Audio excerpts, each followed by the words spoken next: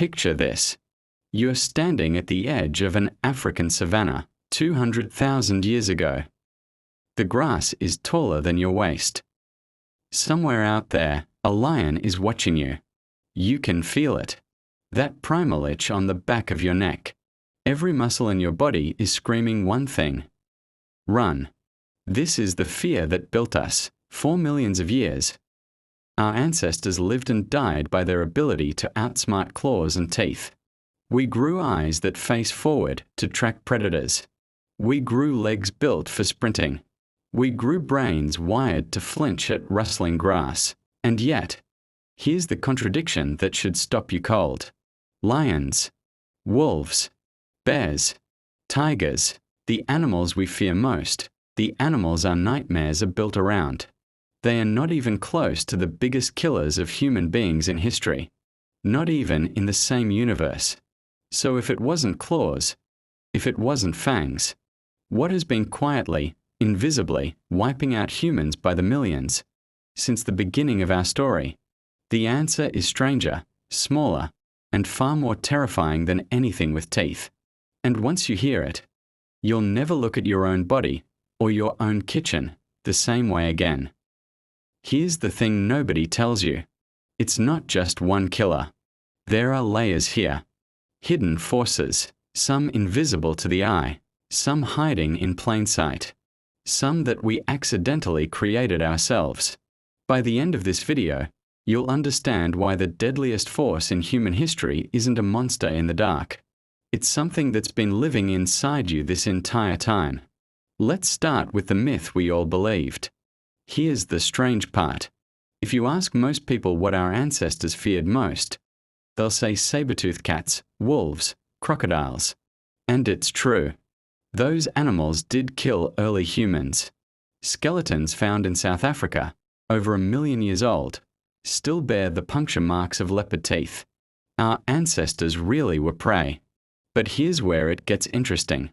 Anthropologists who study hunter-gatherer death records, real tribes, real data, going back centuries, found something almost nobody expects. Predator attacks account for a tiny fraction of deaths. We are talking low single-digit percentages, even among people living deep in lion and tiger territory their entire lives. Why? Because predators are expensive to hunt. A lion attacking a human risks broken teeth, broken bones, a wound that gets infected and kills it slowly. Nature doesn't reward reckless violence. It rewards efficiency. So predators mostly avoid us. We are loud. We throw rocks. We travel in groups. We are a bad meal. Which means the fear evolution gave us was pointing at the wrong enemy the entire time. And that raises an unsettling question. If it wasn't the thing we were built to fear, what was actually killing everyone? Almost nobody realizes this, but the deadliest killer in human history is so small. You could fit 1 billion of them on the head of a pin. Germs, bacteria, viruses. In the 14th century, the Black Death swept through Europe, Asia, and North Africa, carried by fleas riding on rats. In a matter of years, it killed an estimated 75 to 200 million people. Let that sink in. No war in human history, not the deadliest war, not any war, killed that many people. A flea did. Smallpox alone is estimated to have killed 300 million people just in the 20th century, more than every war in that century combined, including both world wars. Here's the reason this happens, and it's beautifully simple once you see it. Predators need to physically catch you. Germs don't. They multiply. They mutate.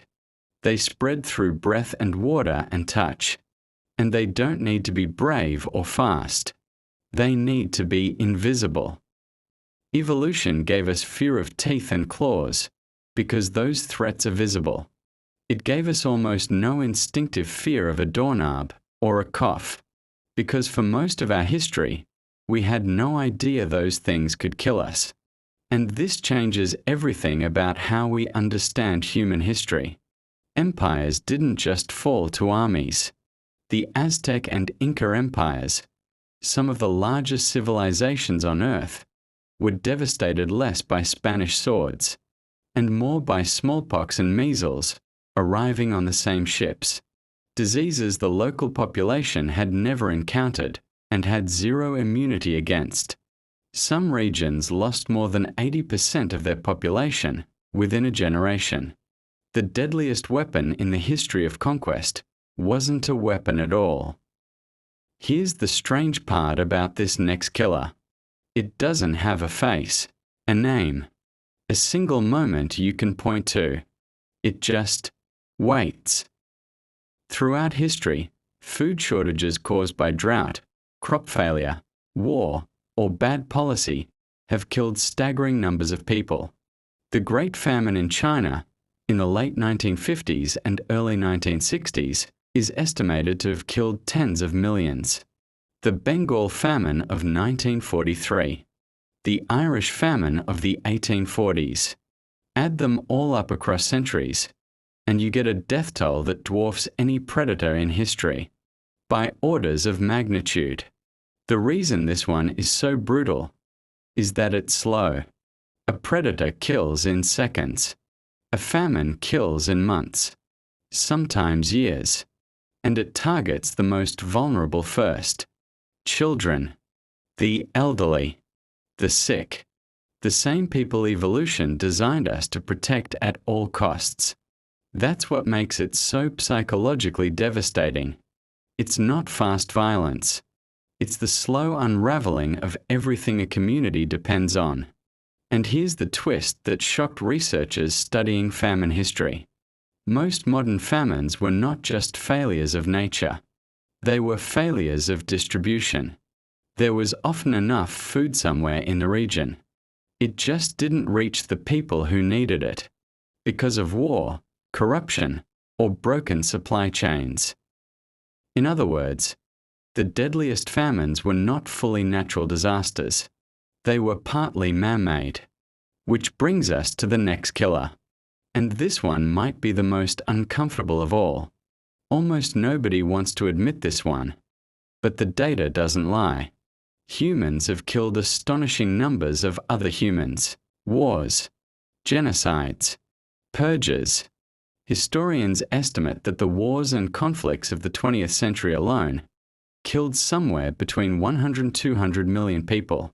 And that's before we even count the deaths caused by policies, oppression, and internal conflict that never make it into a war category. But here's where it gets interesting, because this isn't really a story about evil. It's a story about tribalism, a survival instinct that misfired. For most of human history, resources were limited. Groups that cooperated tightly with their own tribe and viewed outsiders with suspicion were more likely to survive.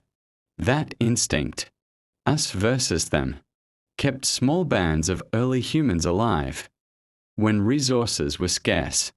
It's the same wiring that makes people cheer for their sports team, feel intense loyalty to their nation, or distrust strangers on instinct. The problem is that instinct built for small tribes of 30 to 150 people got handed down into a world of nations with millions of people and weapons capable of killing at industrial scale. The wiring didn't update. The stakes did. And this changes everything about how we should think about danger. The most lethal predator human beings have ever faced might just be other human beings, amplified by technology evolution never prepared us for. Now, to be fair, and this matters, there are real exceptions where predators absolutely did dominate the death toll, and it's worth understanding why those cases are different. On certain isolated islands, before humans arrived with tools and fire, early hominins were genuinely vulnerable. Fossil evidence from caves in South Africa suggests large cats and hyenas were serious threats to small, weaponless early human ancestors. In some regions of India and Africa, even today, tigers, lions, and crocodiles still kill hundreds of people every year. And in isolated villages without modern medicine, those numbers are locally devastating. The difference is scale and consistency. Predator attacks are geographically limited. They only threaten people who live in specific habitats. Disease, famine, and human conflict don't need a habitat. They cross oceans, climates, and centuries. A lion has never ended a civilization. A virus has ended several. So the exception doesn't break the pattern. It actually proves it. Predators are dangerous locally. The real killers are dangerous globally. Here's the fact that stuns people every single time they hear it for the first time. Malaria, a disease spread by a mosquito bite, is estimated by some historians and scientists to have killed more humans than any other single cause in the entire history of our species. Some estimates suggest it may be responsible for something in the range of half of all human deaths that have ever occurred across the whole span of history. Even conservative estimates put the toll in the billions. Think about that. Not lions, not wars, not famine.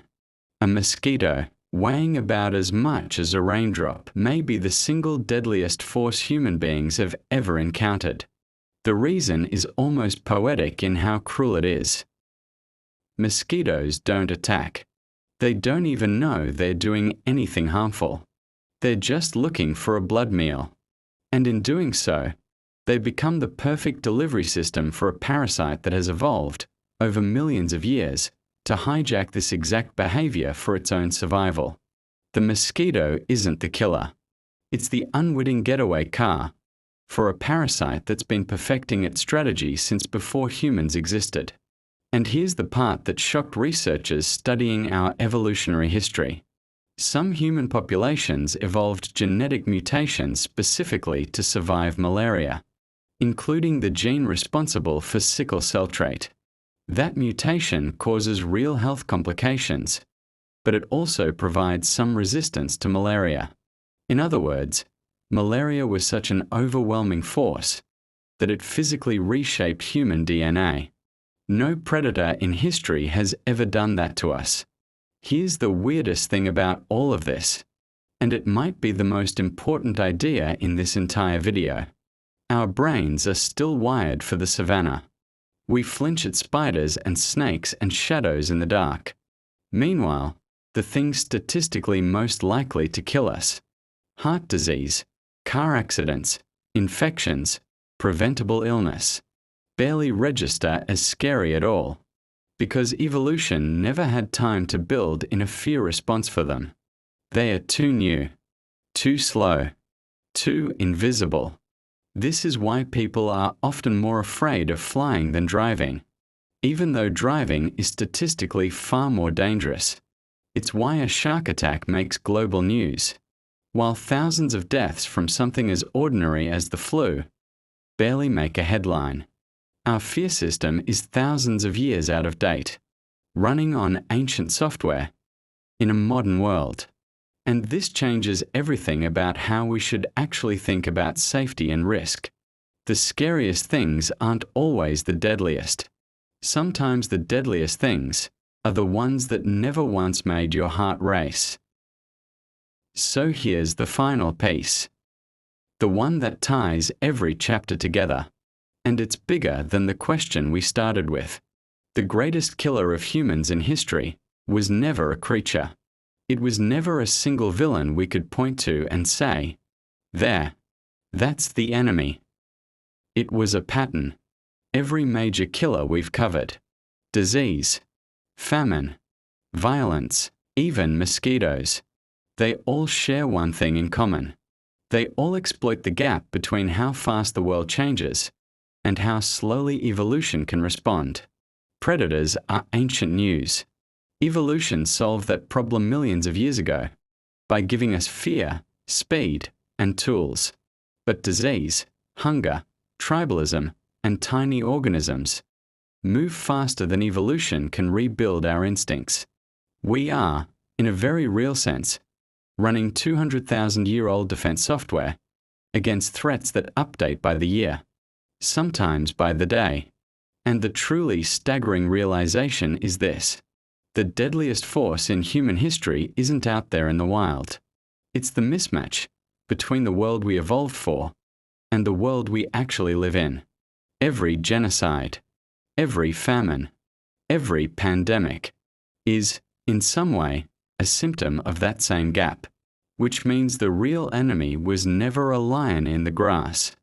It was time itself, and how much faster the world moves than our instincts can keep up. So picture that savanna again. You are standing in the tall grass, heart pounding, sure that death is somewhere out there in the shadows, waiting with claws and teeth. But the real threat was never behind you in the grass. It was already inside you, riding in your blood, waiting in your next meal, hiding in the bite of an insect too small to notice, or in the fear of the stranger standing just a few feet away. We spent millions of years learning to fear the wrong things, and the moment we finally understand what actually threatens us, we get the chance to do something no lion, no virus, and no famine ever could. We get the chance to outthink it.